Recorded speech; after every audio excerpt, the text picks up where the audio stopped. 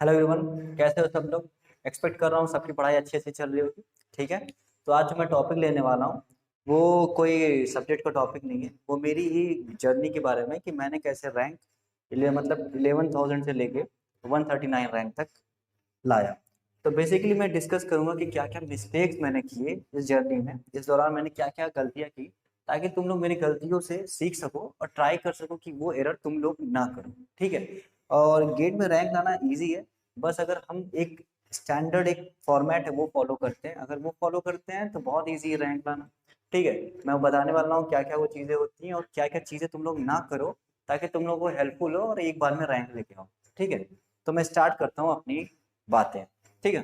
तो मैं स्टार्ट करता हूँ। ठीक है। सो ये देखो कि मैंने गेट 2019 में अपना फर्स्ट अटेम्प्ट दिया था जब मैं फोर्थ ईयर में था, और मेरी रैंक बनी थी क्या, मेरी रैंक बनी थी 11,561।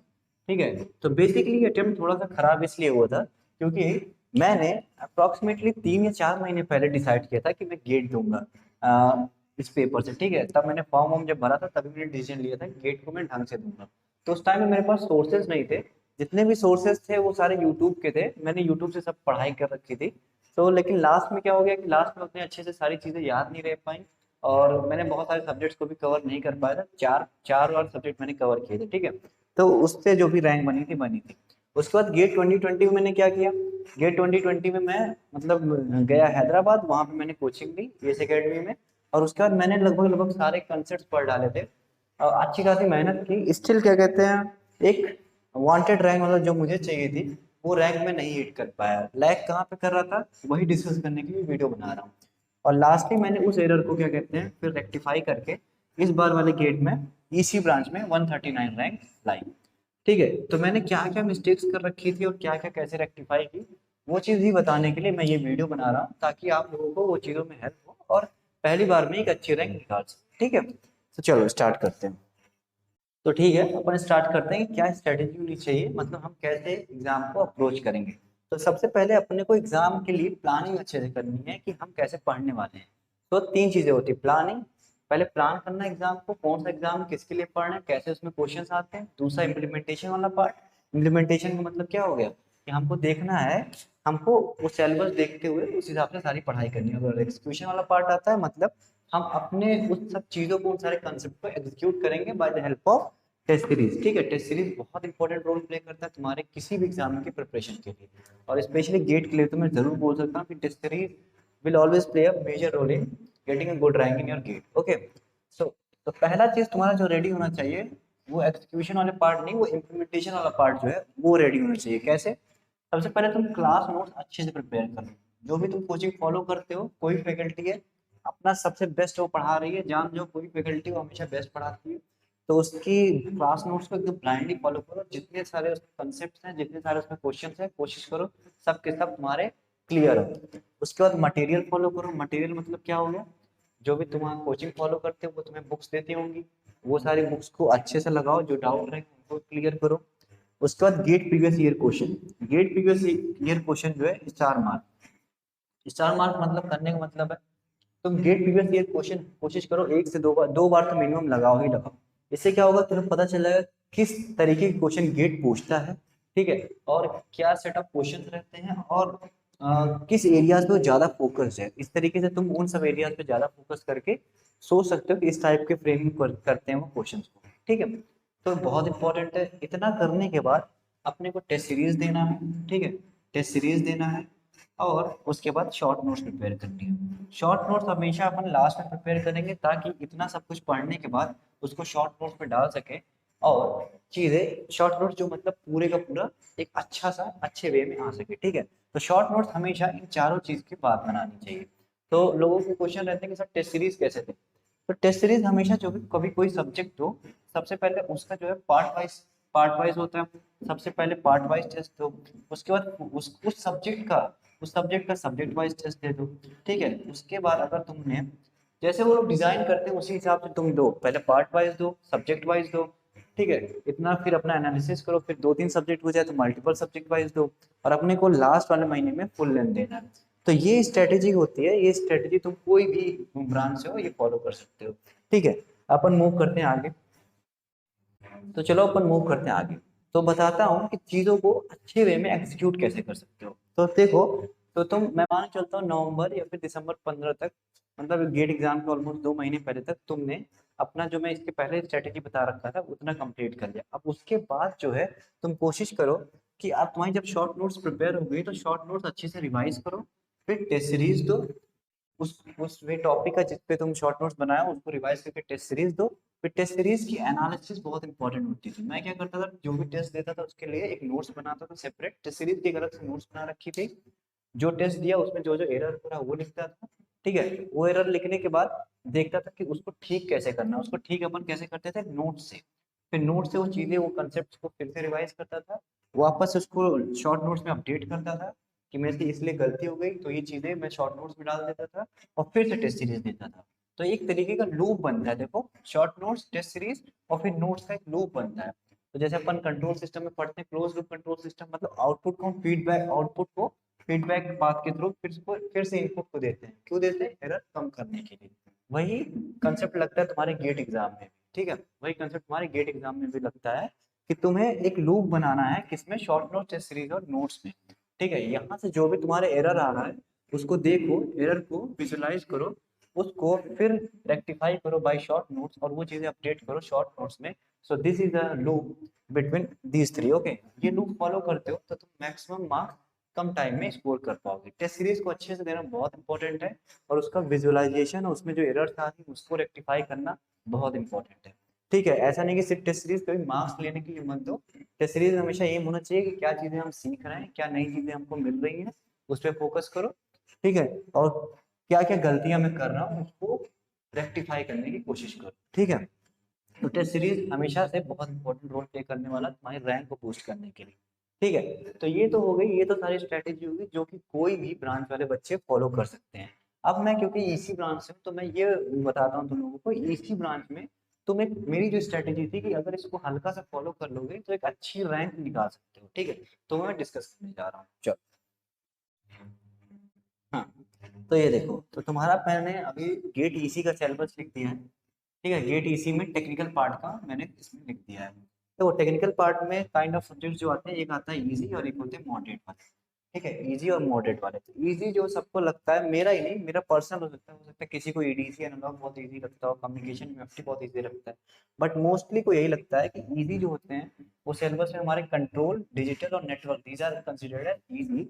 मॉडरेट जो होते हैं वो है एनालॉग, एडीसी, मैंने यहाँ पे वीएलएसआई लिख दिया है, ईडीसी के अंदर ही तुम्हारा वीएलएसआई हो जाएगा, ठीक है। यहाँ पे जो सब्जेक्ट बच रहा है वो एनालॉग, ईडीसी और सिग्नल्स बच रहा है, ठीक है, सिग्नल्स।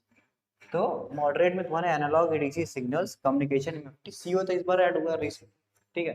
तो जो तुम स्ट्रेटेजी फॉलो कर सकते हो, जो मैंने फॉलो किया था, वो ये फॉलो किया था कि sir focus on your easy subject. जो तुम्हारे इजी सब्जेक्ट हैं इनमें तुम बहुत ज्यादा टाइम इन्वेस्ट करो। टाइम तो तुम्हें इसमें भी इन्वेस्ट करना है, लेकिन कोशिश ये करनी है कि इजी सब्जेक्ट्स में कोई भी क्वेश्चन छूटे ना किसी भी पेपर में। तो तुम देखो, कंट्रोल डिजिटल नेटवर्क का जो वेटेज होता है ये समवेयर अराउंड 25 to 28 मार्क्स होता है तुम्हारे गेट में, ठीक है। और जो मॉडरेट सब्जेक्ट है, सीओ का तो वैसे ज्यादा मार्किंग होती है नहीं, बाकी के जो पांच पांच सब्जेक्ट्स हैं इनकी weightage somewhere around 25 to 28। Technical आता है 85 मार्क्स का, 85 में से तुमने हटा दिए 30 मार्क्स, मैथमेटिक्स के 72 में से 28 मार्क्स अगर तुमने हटा दिए, तो 72 माइनस 28 कितना हो गया,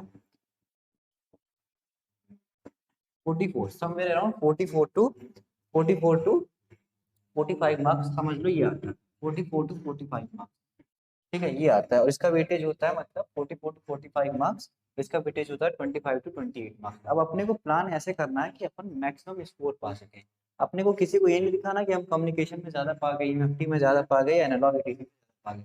वहां पे हमारा टारगेट होना चाहिए कि हम कैसे मैक्सिमम स्कोर कर सके, कैसे गेट में मैक्सिमम स्कोर कर सके, क्योंकि एट लास्ट वही मैटर करने वाला है। तो जो मेरी स्ट्रेटेजी थी, तो मैंने इजी सब्जेक्ट पे कोशिश ये किया कि 25 to 28 मार्क्स में मैं एटलीस्ट 20 to 22 मार्क्स स्कोर कर लूँ। और ट्रस्ट में 20 to 22 मार्क्स स्कोर करना इन इजी सब्जेक्ट्स में बहुत ज़्यादा आसान है, रिलेटिवली इस तुम्हारे मॉडरेट सब्जेक्ट से बहुत ज़्यादा आसान है, ठीक है।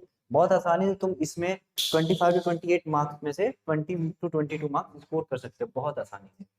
और मॉडरेट वाले जो तुम्हारे 40 to 45 मार्क्स हैं, इसको अगर तुमने अच्छे से पढ़ लिया, अच्छे से पढ़ लिया तो इसमें क्रिटिकल क्वेश्चन बहुत सारे होते हैं, ठीक है। कई कई तुम्हें क्वेश्चन ऐसे मिल जाएंगे जो तुमने कहीं देखे नहीं होंगे, कहीं सुने नहीं होंगे, बट स्टिल अच्छा खासा मतलब इसका रहता है स्टैंडर्ड ऑफ क्वेश्चन गेट में। तो बहुत सारे को ये पसंद होता है, एनालॉग तो मेरा फेवरेट है, पर्सनल फेवरेट। तो एनालॉग तो मेरा फेवरेट है, तो मुझे तो ये इजी लगता है। लेकिन बाकी सब मैंने जितने वही लोगों से बात किया तो ये उन्होंने बताया कि ऐसे इजी है, ये वाले मॉडरेट है, तो मैं उस वे में क्लासीफाई किया। तो चलो 44 to 45 में मान लो इसमें तुम्हारे दो सब्जेक्ट तुम्हें अच्छे पसंद है, जैसे मान लो मेरा पसंद था एनालॉग, ये और मेरे को एडीसी भी पसंद था। तुम्हारे एनालॉग सिग्नल्स पसंद, तो एनालॉग सिग्नल्स मिला के 20 नंबर का वेटेज होता है, ठीक है। तो 44 to 45 मार्क्स में 5 सब्जेक्ट्स में तुम कुछ नहीं, क्योंकि क्रिटिकल है तो मैं कंसिडर कर रहा हूँ 20 to 22 मार्क्स इसमें भी पा गए। इसका वेटेज 25-28 था, इसमें 44 to 45 में से मैं कह रहा हूँ तुमने ठीक है जितना भी पढ़ाई की, लेकिन तुमने ज्यादा फोकस इजी वालों पे किया कि इजी वाले क्वेश्चन मेरे नहीं छूटने चाहिए, और मॉडरेट वालों में कोशिश थोड़ी ठीक ठाक कर लूँ, ठीक है। अब इसमें जो तुम्हारे दो पर्सनल फेवरेट हो उसमें ज्यादा स्कोर कर दो, बाकी सब में थोड़ा थोड़ा भी करोगे तो तब भी तुम्हारा 20 मार्क्स तक पहुंच जाएगा। ये हो गया। अब आते हैं अपन नॉन टेक्निकल में, ठीक है। चलो नॉन टेक्निकल की बातें करते हैं। तो चलो अपन बातें करते हैं नॉन टेक्निकल की, ठीक है। तो नॉन टेक्निकल सब्जेक्ट्स में तो तुम्हारे आता है एप्टीट्यूड और मैथमेटिक्स, दोनों का लेवल बहुत ज्यादा आसान होता है, बहुत ज्यादा हल्की फुल्की प्रैक्टिस कर ली किसी बुक से तो मैथ में तुम अच्छा खासा स्कोर कर सकते हो। मैथ का जो वेटेज रहता है वो समय 12 to 14 मार्क्स होता है तुम्हारे गेट में इसी के लिए। एप्टीट्यूड हमेशा फिक्स होता है कितने का, 15 मार्क्स, ठीक है। ठीक है, 5 मार्क्स तुम्हारे इंग्लिश में आ जाता है, बाकी सारे न्यूमेरिकल एबिलिटी और रीजनिंग के ऐसे कुछ क्वेश्चन रहते हैं, ठीक है। तो ये तुम्हारे नॉन टेक्निकल का सिलेबस है, एप्टीट्यूड और मैथ। देखो एप्टीट्यूड और मैथ इतना ज़्यादा आसान होता है, इतना ज़्यादा आसान होता है कि मतलब कोई भी इंजीनियरिंग का बच्चा है अगर एप्टीट्यूड थोड़ा सा भी पढ़ लेगा तो मिनिमम 12 मार्क्स पे स्कोर कर देगा। मैथ अगर थोड़ी बहुत प्रैक्टिस कर लिया है पूरे सब सारे कंसेप्ट की तो 10 मार्क्स कहीं उससे गए। तो देखो मैंने जो स्ट्रेटेजी फ्रेम कर रखी थी कम समय में ज्यादा मार्क्स लाने के, एक स्मार्ट तरीका जो था, देखो एप्टीट्यूड में तुमने 12 मार्क्स ले लिया, मैथ में 10, और फिर उसके बाद तुम्हारा क्या कहते हैं इजी सब्जेक्ट में याद करो 22 आ रहा था, 22 मैं मिनिमम लेता हूँ 20 मार्क्स।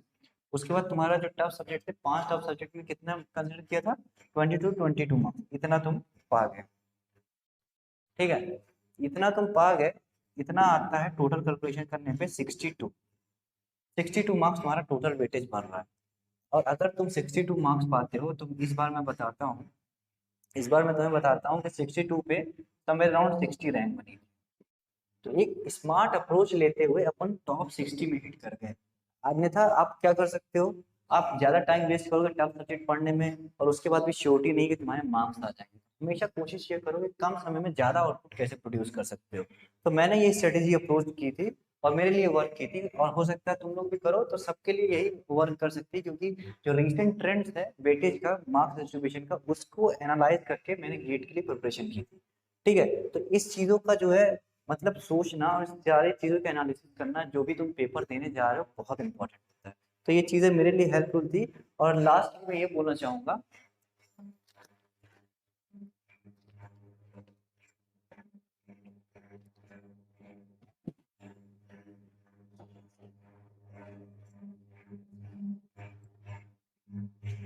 और देखो लास्ट में मैं ये बोलना चाहूँगा यार कि देखो जो मेन दिक्कत होती पता है, अपन सब कुछ पढ़ लेते हैं सब कुछ कर लेते हैं, दिक्कत आती है स्ट्रेस की। जो अपन बहुत ज़्यादा परेशान हो जाते हैं, अपन बहुत ज़्यादा सोचने लग जाते हैं कि नहीं होगा तो क्या होगा, यही एग्जाम है, ये है वो है।